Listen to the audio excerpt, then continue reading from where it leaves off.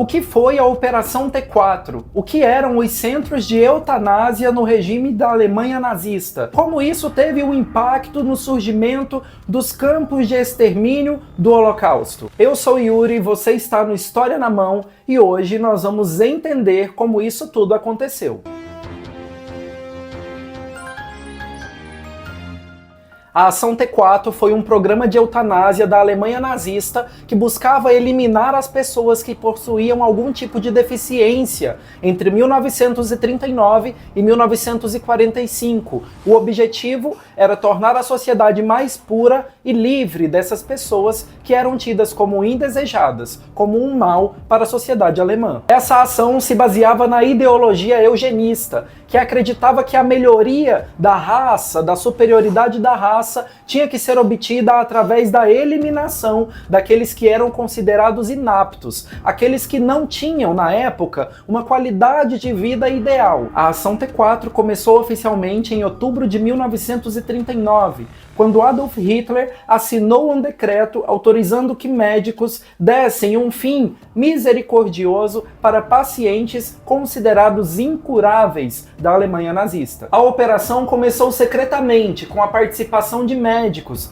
e administradores que faziam a triagem de pacientes em instituições de saúde. Os centros de eutanásia foram instalados em instituições mentais, psiquiátricas, hospitais manicomiais da época que já existiam, para facilitar o transporte e também o assassinato destas pessoas, que posteriormente ocorreria em massa. E a localização geralmente era em locais mais remotos, para evitar que as pessoas pudessem questionar o que os médicos e o governo estavam fazendo ali. Entre os principais centros de eutanásia estavam Grafenegg, um dos primeiros a usar câmaras de gás em larga escala; Brandenburg, um dos primeiros a testar métodos de extermínio; Hartheim, responsável por dezenas de milhares de mortes; Sonnenstein, conhecido pela eficiência no extermínio. Assim que as vítimas chegavam aos hospitais psiquiátricos, eram informadas de que passariam por alguns exames médicos. Só que o exame médico nunca chegava. Essas pessoas eram imediatamente levadas, muitas das vezes,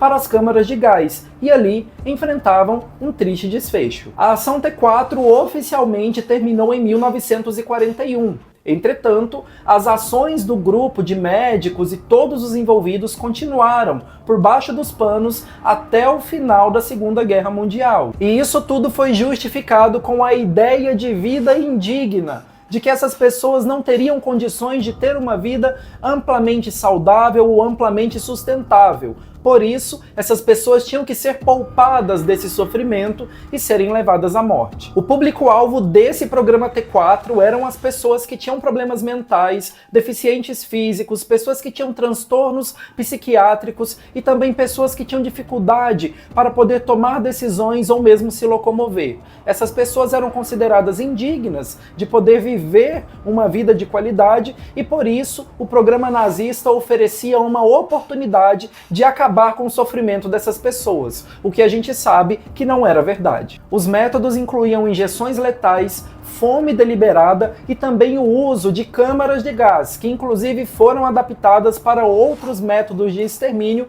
nos campos de extermínio nazistas. Embora o foco da T4 não era o genocídio ou extermínio de judeus, muitos judeus foram mortos neste processo, muitos que eram considerados incapazes ou mesmo porque eram considerados judeus. A Ação T4 foi como um ensaio para o que viria depois, o Holocausto em massa de minorias e principalmente de judeus. Aproximadamente 70 mil pessoas foram mortas nessa Ação T4, que serviu como um ensaio para o Holocausto. Neste processo, milhares de pessoas consideradas inaptas para viver em sociedade, pessoas que eram consideradas de vida indigna, foram eliminadas em prol de uma limpeza racial que o programa nazista primeiramente implementou com essas minorias e depois expandiu para um público muito maior. Muitos responsáveis pela T4, incluindo médicos e oficiais nazistas, foram julgados nos tribunais de Nuremberg,